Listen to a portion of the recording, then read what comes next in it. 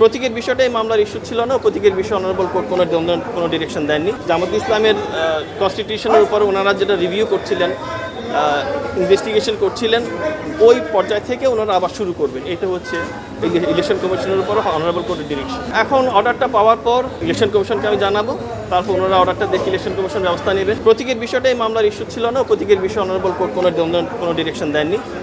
ওইটা বলছেন ওনাদেরকে অন্যভাবে সমাধান করতে হবে।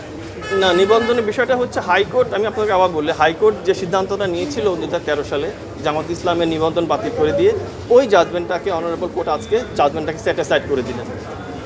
এইটা ফলে যেটা দাঁড়ালো সেটা হচ্ছে জাজমেন্টের, হাইকোর্টের জাজমেন্টের আগে যে সিচুয়েশন ছিল ওই সিচুয়েশনটা ফেরত আসে। এই ঈদে জামা জুতো অ্যাক্সেসরিজের ডিসকাউন্ট।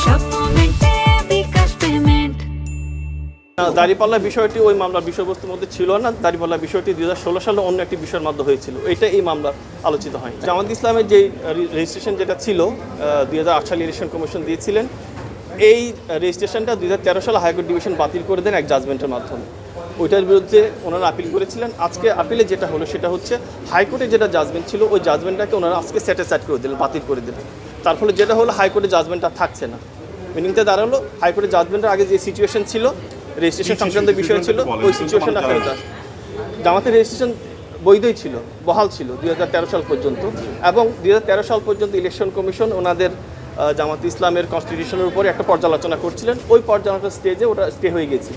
এখন ইলেকশন কমিশন পর ডিরেকশন দিয়েছে আপিল ডিভিশন, ওই স্টেজ থেকে আবার শুরু করার জন্য। এই বিষয়ে কোনো ধরনের ডিরেকশন এই কোর্ট থেকে আসেনি।